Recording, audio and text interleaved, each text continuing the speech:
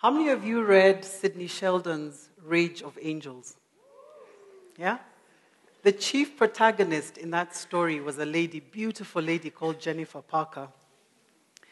And in the beginning, Jennifer Parker was an assistant district attorney, and she'd been trying to get this guy. It was a particular case she was doing. And the person that she was trying to help had been tortured very badly. And they had tortured certain parts of his anatomy, which shall remain nameless because there are children in the audience. But they had used something like a nutcracker, and they'd used different kinds of instruments. She had them all in a box. And the opposing counsel managed to prevent her from putting this in front of as evidence. So they had gone in front of the judge. The judge said, I'm sorry, the counsel's point is valid. So she was walking back to her table, and then she accidentally tripped. And the box fell, and all the instruments fell out. So she leaned down and slowly, one by one, put them back in the box. And of course, the jury saw. And of course, she won the case. I knew there and then from watching that movie, I was going to be Jennifer Parker. But I hadn't counted high school.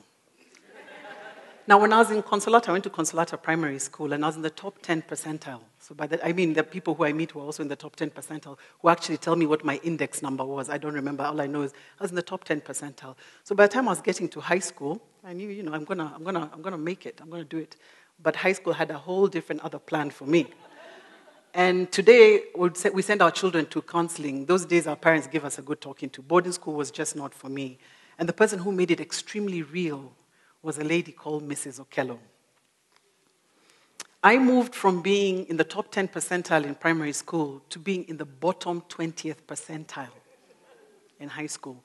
By Form 1, my first term, I was number 150 out of 170. Now, that was a shock to the system. And Mrs. Okello, God bless her cotton socks, 6 foot tall, pale complexion, because she had a Slavic background. She was from Russia. Narrow eyes, slightly tilting towards the end. She had a little mole above her lip. She had her hair cut really short to the scalp. It would be between brown or red, depending on what blood was coursing through her Russian veins. But the most distinct part of Mrs. Okello's features were her tongue. You know how they say the pen is mightier than the sword? Mrs. Okello's tongue was mightier than the pen that's mightier than the sword. And she was our math teacher. And how she ended up in Kenya, this was the rumor. You know how high school is full of rumors. So I went to, first of all, maybe I should put the context. I went to Kenya High School, known as Boma. And she ended up as a math teacher because apparently she was in school in Mother Russia. Her husband, who was a Kenyan, came. They met in university. They came back home after they got married. She had studied apparently as a nuclear physicist. And since the only thing close to nuclear in Kenya you can get is the Oxford Dictionary, she ended up as a mathematics teacher. And mathematics came as easily to her as 791 million shillings comes to a hairdresser and a bank driver. So she was amazing. But the day that she defined or tried to define me was, she used to give out the tests. This was in first form. And there was a ubiquitous weekly mathematics test. And by this time I knew I was thick as 2 planks. And she used to give them out. And I remember that day, like it was yesterday, the ambient temperature must have been about 26 degrees centigrade, southeasterly winds of about 50 kilometers per hour. I know this because I was usually last, and she used to give them out again according to who had done well. So we were about 40 in the class. I was usually number 30, 31. So I used to sit back and just look at the sun as I'm waiting for my name to be called out. But this lady had an enormous sense of drama.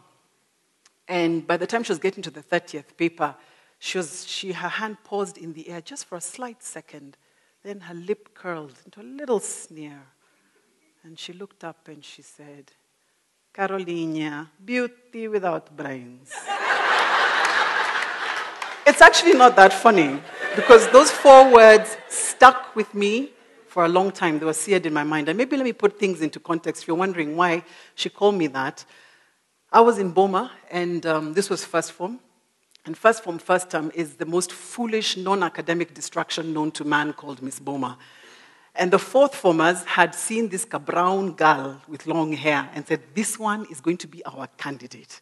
And they had pumped me in there. And so I went in to do that damn competition, the way you go to do your driving license, hoping for the best but expecting the worst. But my dreams were valid and I won.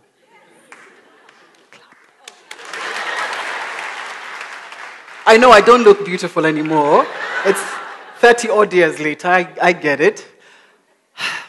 So winning that contest, then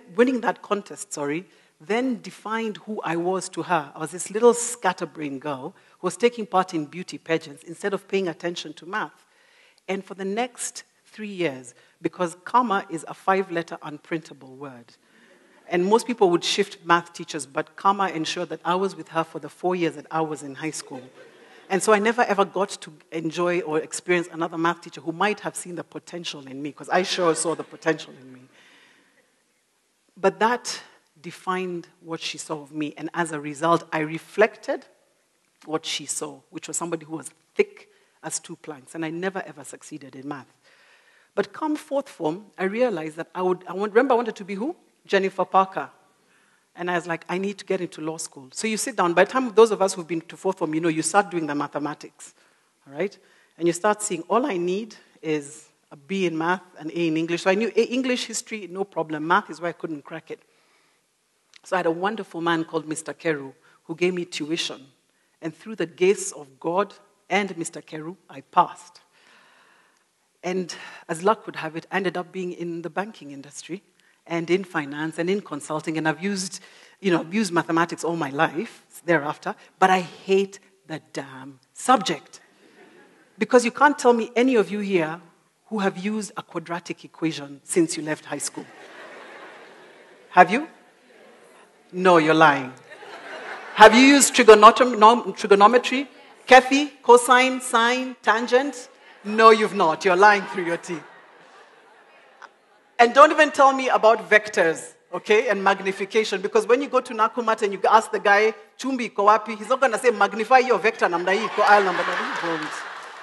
Absolute hogwash. You'd think that now that I've pretty much succeeded in life, I worked in the banking industry for 10 years, I've been running my own consultancy for 8 years, I'm not doing too badly. You'd think that when I see Mrs. Okela, I want to give her a piece of my mind, right? Right? Would you? No? No, because my dreams are valid. So I did. I saw her about 4 years ago. How many of you know Kasuku Center? Yeah, in Kileleshwa. I was coming out of the greengrocer, and she was coming out of the supermarket. And in that split second, I fled. That split second, she reduced me to a 15-year-old snot-nosed brat. All the fears came back. And as I was driving off, I was like, you silly girl, you foolish girl, what are you doing? But I was actually afraid that if I looked her dead in the eye, she would say, Carolina, still no brains, beauty gone.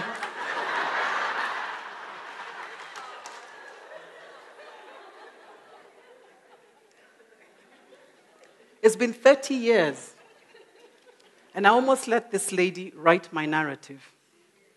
And when all is said and done, never underestimate the power of someone to try and write your narrative. And you've got to be very careful about that, because then you're giving them the power. And I'm just glad that somewhere in Form 4, around about February, I woke up and said, I just need to crack math. And Mr. Keru helped me crack it. So never underestimate the power of someone. And that someone can be your parent, that someone can be your sibling, that someone can be your boss, that someone can be your spouse. But you must also remember that they're also projecting their fears and their expectations on you. When they say you'll never be anything, you'll never amount to anything, or you're the best teacher ever, they're projecting towards you, and you need to learn to separate that. Maya Angelou said, and they all know Maya Angelou, famous black writer, and she said that I've learned that people forget what you say, people forget what you did, but people never forget how you made them feel. I've never forgotten how Mrs. Okello made me feel. And so I've always said to myself, I'll never let somebody else write my narrative. I will write my own narrative.